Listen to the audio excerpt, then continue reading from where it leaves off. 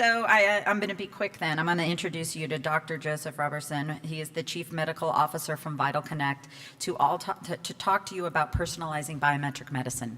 Let's welcome him to the stage. Thank you. Thanks very much. Thank you intensely for being able to talk to you. I hope to give you an interesting perspective. I wear 3 hats. I'm a surgeon, an active surgeon. I own and run a medical group, and I serve as the Chief Medical Officer for Vital Connect. So what I'd like to do is give you a perspective from a physician's standpoint of what biometric medicine means and what I think some of the impediments are, what we're excited about, and some advice. In case you don't know what an otologist or a neurotologist does, that thing at the top left is a cochlear implant. I put that in the cochlea. That brings hearing to deafness, probably one of the medical miracles of technology that's available today. That second slide is a brain tumor. We turn that into that with nothing that's there. If anybody has one of these, see me at the break and we'll talk about that. And then lastly, this is a congenital malformation in a child where a child's born without an ear canal or an ear, and my team and I have come up with a procedure where we can make an ear and restore hearing. So we work in the space between the ear and the base of the skull. I also have a group of physicians, specially trained physicians who are surgeons and work with us in Palo Alto. We have about 60 people there. So I'm familiar with the vagaries and the challenges and the rewards and the excitement of running a medical group. And then for the last 4 years, since its early days, I've been involved with Vital Connect, and we have a biometric patch with a module that measures 8 vital signs and streams those through BLE to a relay or smartphone, and then reposits that on the web. Like many devices you've seen here, we're all chasing the same sort of thing. So first thing I want to talk to you about is personalized healthcare seems to be at times in this industry something that seems to be new. Physicians don't look at that as new at all. Personalized healthcare is what we've done for years. In fact, that's what medical specialization is about, is to develop the expertise and the ability to understand unique things and to apply those to patients with unique characteristics. You see some things listed here. Proteomics could go on there.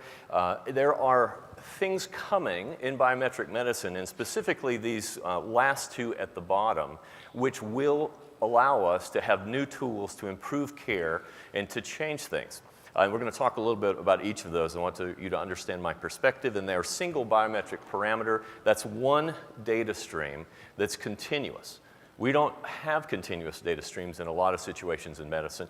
And the second one there is to take multiple data streams and to bring those together in a mathematical or an algorithmic formula to be able to answer a clinical question.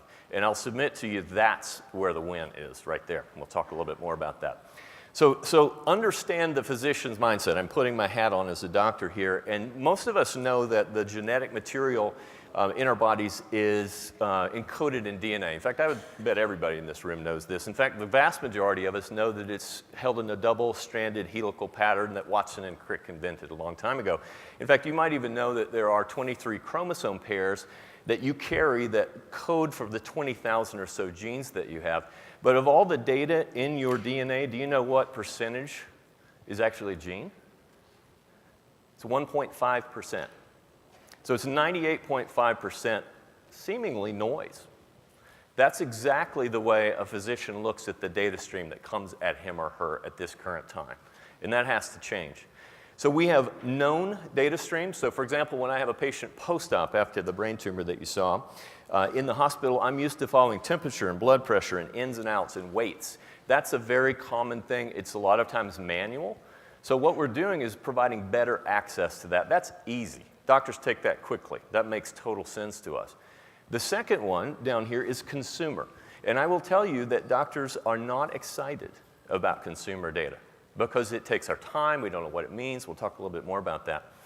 And then the single and the multi-data streams, I think, are where the future is. And there are very few examples of those that are delivered particularly through new technology that are salient and useful at this point in time to physicians. So what do I wish that you know that you actually may not know? And that's what I alluded to, that big data, data streaming, patient-controlled data, it annoys and it scares doctors. And I'll tell you why. Put yourself in my spot in a clinical situation where someone brings an actigraphy-based sleep data set and says, what does this mean? Number one, I don't know. Number two, it's probably really inaccurate. Number 3, I am morally, ethically, and medical legally responsible for the decisions that are made in that patient's healthcare. Do you see that disparity? So docs they love to know, understand, make predictable decisions, and that's not happening right now. We're just on the cusp of making that. That's what this industry has to bring before a physician gets really excited about this. Number 2, the medical legal responsibility is going to morph in the United States. It is an irreversible and it's a marvelous trend that patients are taking more responsibility for their own medical care, but that also means that they need to share in some of the responsibility for those decisions. It can't all still reside in the physician. And if you think about this from a company standpoint, if a company goes too far in making claims on, for example, an algorithm without the physician, then the medical legal responsibility for that decision actually might move to the company. Right? See that triangle? So somewhere that's got to change and be sorted out over the next several years, and that's going to be fun to see what happens. So what do I want? Number 1, I want something that's low or no touch. We have a number of wonderful staff, but some of them are not totally tech savvy, and I don't want to pay them to spend a lot of time sorting out, teaching patients how to use something, troubleshooting, dealing with data. I don't want to spend any money on that in my overhead. Number 2, it has to be actionable and clinically proven. And you've heard that over and over and over again, and that is very, very true. I'm going to show you how we get beyond that to something that is actually clinically proven in just a minute.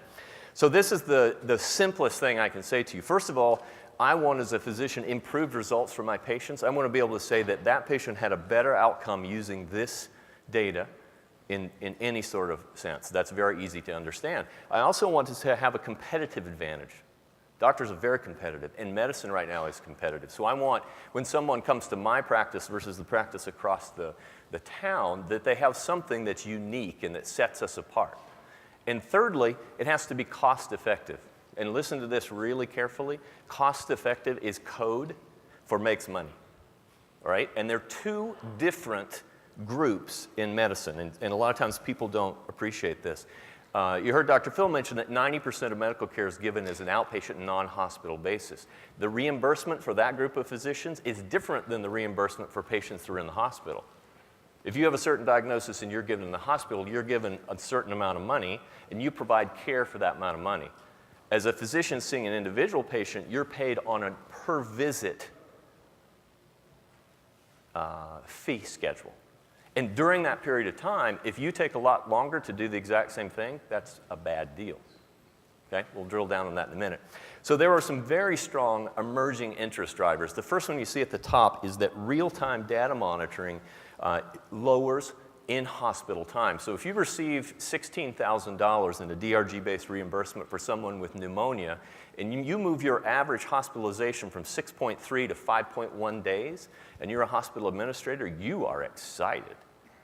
Right? This does that. Real-time monitoring does that. Number 2, if you discharge patients and they come back to the hospital with certain diagnoses like congestive heart failure and pneumonia, you don't get paid again if that happens within the first month. So there is a very strong interest to try to improve that, and there is really strong data coming out in multiple publications in the last 6 months that show any sort of post-discharge monitoring does it. Right? So you got one bucket of payers, right? The hospital group are pretty excited about this. Number 3 is there's a very strong trend of telemedicine. I live in Silicon Valley, and we're early adopters. Patients are comfortable with it. You've seen it everywhere here. That's coming. It's gonna rip. It's not going to work when I have to clean an ear after a procedure, but it's going to work in a large percentage of the interactions that we have. And lastly, there is not a doctor on the planet that doesn't understand patients want to control their health care. They want to understand it more. There's been a psychological shift with the internet that started 15 years ago where people now can gather information before they come. I grew up in the South, and for years, a patient would come in and you'd try to explain to them what's happened, and a lot of them would go, "Doc, you know what you're doing, just do what's right." You never see that anymore. So that's a huge trend that's happened over the last 2 decades. So far, I would say improved results. Yeah, we've got some of that. We have a competitive advantage. I think that's very true. Patients really like this. Cost effectiveness, yet to be determined. We've made some progress there, but it's not quite together.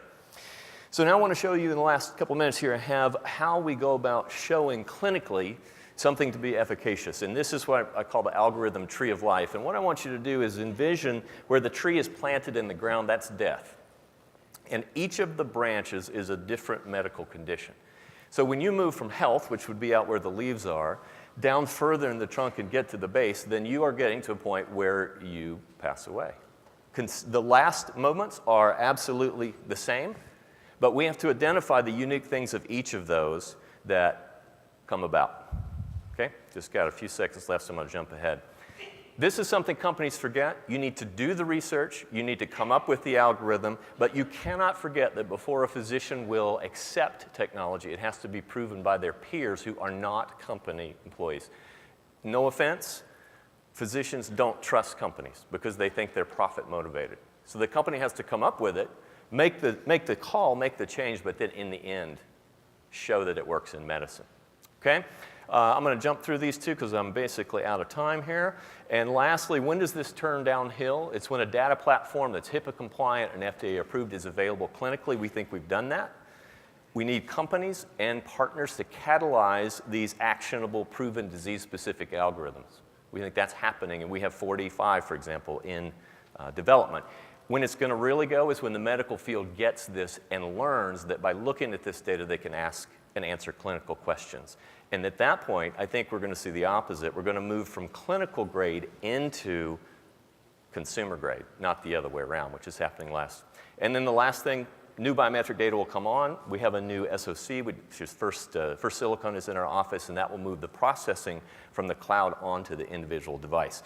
I'll stop here, and sorry for running over. No, you're fine. It was great. Thank you so much. Thank you Very interesting. Very interesting.